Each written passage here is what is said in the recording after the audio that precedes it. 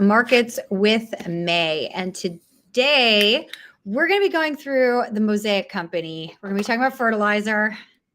And as you know, I've been doing a whole series on farming because I do think from a timing perspective, it's probably time for everybody to get a lot smarter about farming.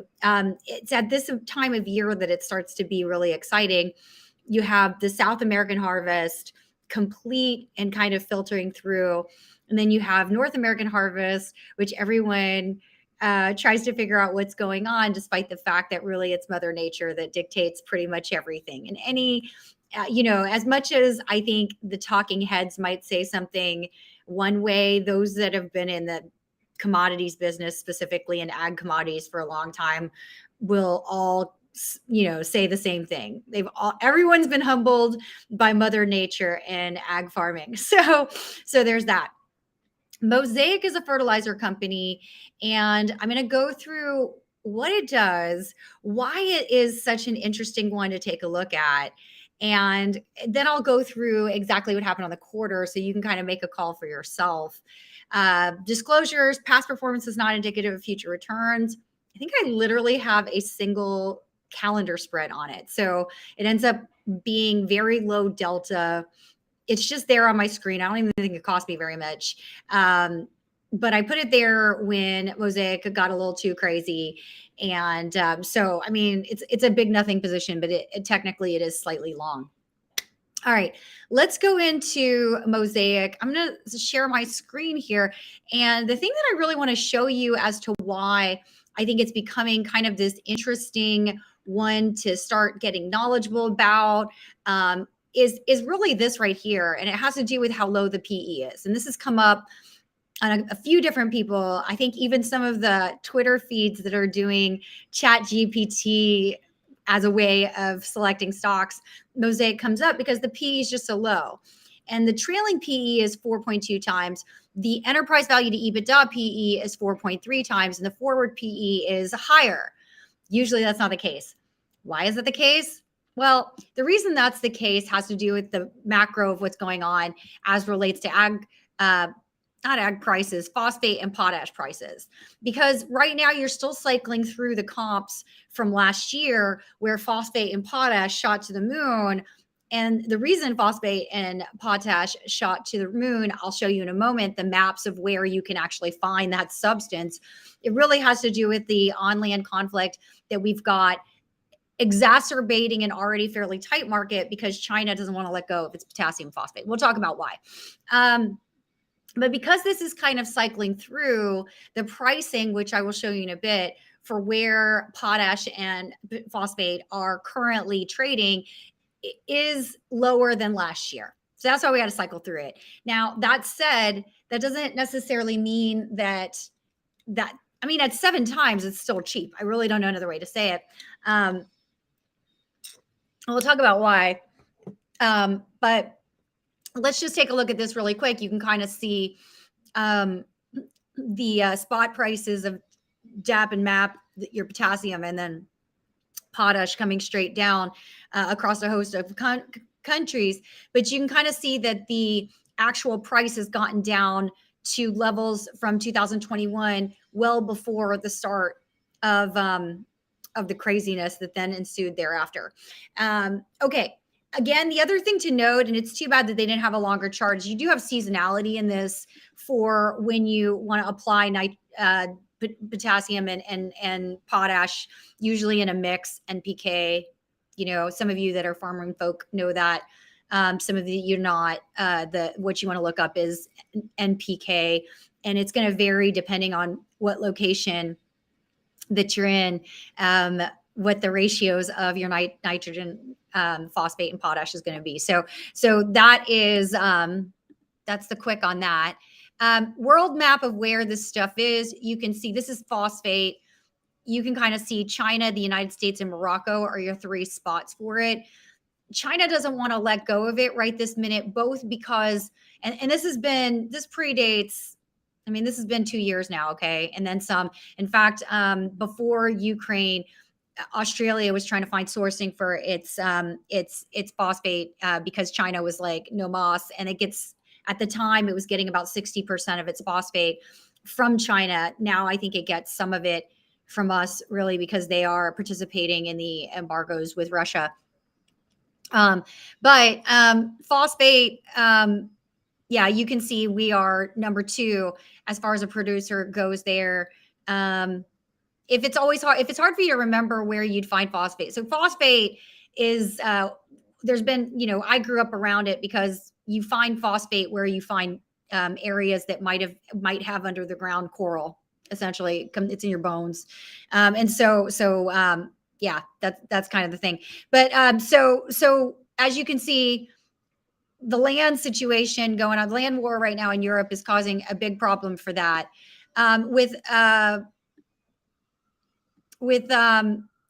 potash, potassium, you have the same kind of issue. Belarus is a huge producer. We also have sanctions on them, Russia, etc. And then I just want to show you really quickly so that this is easier. One of the other reasons besides just farming that phosphate demand is so high around the globe and that China refuses to export is because of this.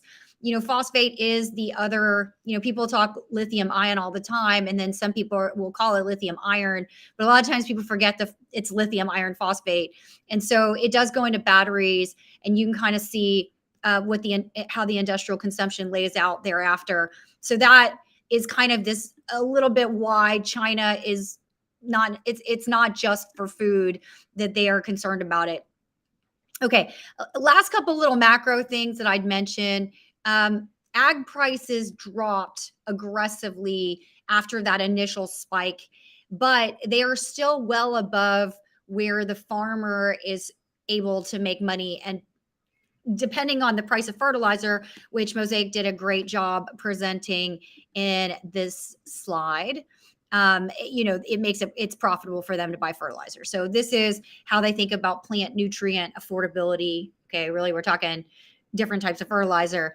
And given where the ratios are right now, it actually is quite profitable for them for the farmer to apply fertilizer, particularly actually all 3 of them, and all NP, NK, to plants.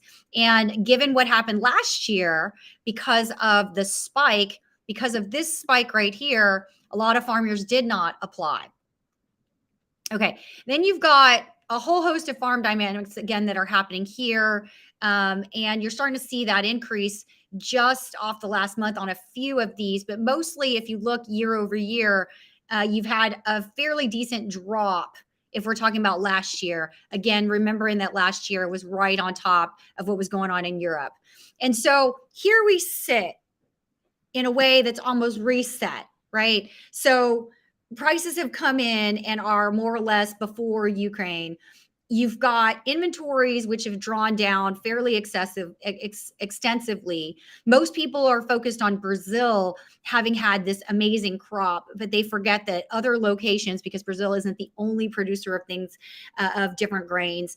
Most, you've got a number of other spots that had, Argentina, for example, that had issues. And then you've also got the ports of Brazil that are limited somewhat on what they can ship out. And here we go into planting season, knowing that soybean got planted, but corn is going to be planted late.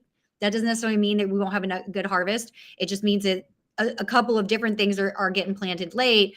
And then we know that Europe is a little bit weak on having applied fertilizer in general. And then obviously the conflicts that are going on with Ukraine continue to make it hard to have any kind of bumper crop coming out of there to try to help what has been some of the lowest grain supplies of all time over the last 2 years. Okay. And then as well that if everything can resolve itself in the most beautiful of all worlds and we still get a great crop, we're going to need more than one South America, North America, back to South America, back to North America, in order to really resolve the shortage in grains that people now have in storage. Everybody's drawn down their storage. Okay, so that's the setting of why Mosaic at 4 times earnings, 7 times forward earnings, if you think that's the right number. And I'll show you kind of some of the assumptions in that, likely assumptions in that number is interesting. Okay, so now let's go into what happened this quarter. All right.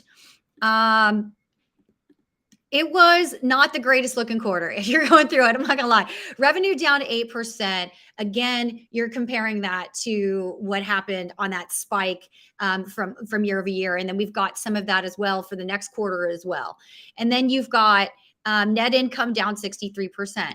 Couple of things that's in that net income. The first thing is you do actually get significantly better pricing as you raise the volumes. That's the first thing. The second thing that is dragging that net income down is what they did was they went ahead and sold off expensive stuff that they did last year, namely in fertilizer. So we'll break that out and show that to you. And then, yeah, so that's the main two things. I think there might be one other thing. If I think of it, I'll let you know, that are driving the margin compression that we saw. The other thing that's just flat out interesting is how much they are using their capital to buy back shares. And that you almost have to rewind before, almost before COVID, they were not doing so well for a variety of reasons. Okay. I won't go through all of them. They were not doing so well. And then they started to become profitable because there's a host of things, lawsuits, et cetera, that were happening. They got resolved and then they started to become profitable, and then they got crazy profitable during that period last year. And then, given what they were seeing in the way of what they would make, the way that they decided they wanted to give back money to shareholders is by buying back stock. And I'm really indifferent whether you dividend or buy back stock, because both of them, one's they're just taxed differently in my mind, and I had actually not mind not having to be taxed until I sell the stock, so it's fine. But they have stated that they will continue to do this exercise, and it does look like that they're going to be plenty profitable, be able to continue to do this. So regardless of, so you've got that dynamic, despite that you've still got at least a quarter to work through really tough comparables. Okay, what else do we want to talk about on the balance sheet? Actually, this is not bad. There's a couple of things. Current assets are better. Working capital is just fine. Everything else looks just fine. They are not necessarily paying down debt. I don't have a problem with that, because they brought debt levels down to that $1 billion mark, which was their target for investors. And now they're going to refi the 900 million that's remaining. And then they have a bunch of other long-term debt. Personally, with rates where they're at, if you got debt at a cheap price, I don't need you to do anything other than term out the existing debt that you have due this year. I'm not looking for people to forcibly pay down debt that they took out at 1 or 2% just so that they can take out debt at 7%. That would be stupid. So the balance sheet looks just fine to me, especially knowing that probably fertilizer prices, given where they were at, bottomed out. And the farmers probably, given that farm prices are doing well, farmers making money, they're going to be just fine, at least to do something that would still be considered quite profitable, in my opinion. Okay. Cash flow is a little bit funky. They are doing a lot of capital expenditures. Some of them they're pushing out to 2024 next year, but because of there's a few mines they got to open up, essentially, because they want to continue to have the volume for what's going on right now. And especially if you haven't applied fertilizer for a couple of years, you're going to need to have the volumes there. The last couple little things you can see, the fertilizantes business, this is really the manure business. You can see here where the sales price. So what this is earnings bridge, okay? And it's an EBITDA bridge because there is a lot of depreciation and you don't want to take tax and all that other stuff into consideration. But essentially it's basically what they earned before everything. And they basically drew down inventory that was marked in expensive. You think of that like LIFO, FIFO, if some of you are accounting nerds and trying to think of it. And then everything else is just everything else on down the line. So that is not going to be forever. Okay. That's really literally 1, maybe 2 quarters. And then you will see it look significantly better quarter over quarter. But again, you still got the tough comp over last year. Phosphates, you don't quite have that same dynamic, but I do want to show you the reason why. you're looking at a forward PE that's lower is because pricing in 2022 averaged out at 804. Here we're seeing in the first quarter 832. Will it go up? Will it go down? Depends what the farmer does, and also not just the farmers here, but the farmers in other locations. And there's your bridge. What I wanted to show you was that volumes relative to last year have increased. Same thing with potash. Volumes have increased. But again, and you didn't have nearly the same weirdness in pricing. Their average last year, is that right? Yeah. Their average last year was 632. So not nearly the same issue there. And so in summary, I don't actually have a great call on this. If you are a multi-year investor, your time horizon is James Harris, you're so funny. If your time horizon is multi-year, okay, then it could be fine to just go ahead and nibble some here, nibble some a little bit later as we get through and see what the farmer decides to do, because it sure is cheap. And it doesn't look like, at least for the next 2 years, we're going to do anything but either we're going to do anything but basically fertilize these farms. I don't know another way to say it. So it's not like you can really bring a whole lot more supply on. And if anything, particularly in phosphate, you're going to use, China's not going to let that go because they are making the batteries that they need in order to drive their economy forward. And, quite frankly, it's, if we pick up lithium a certain way, Mosaic, given its location in North and South America, would probably be the smartest way to deal with that.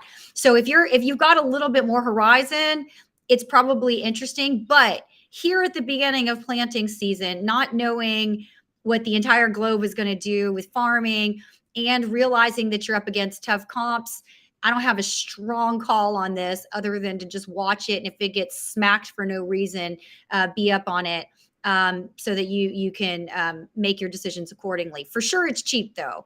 And most likely they'll do fine next quarter up against those tough comps.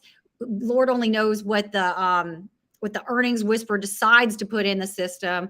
And then from there, they'll probably make enough to continue buying back stock, which is what it sounds like they would like to do with any excess capital to shareholders.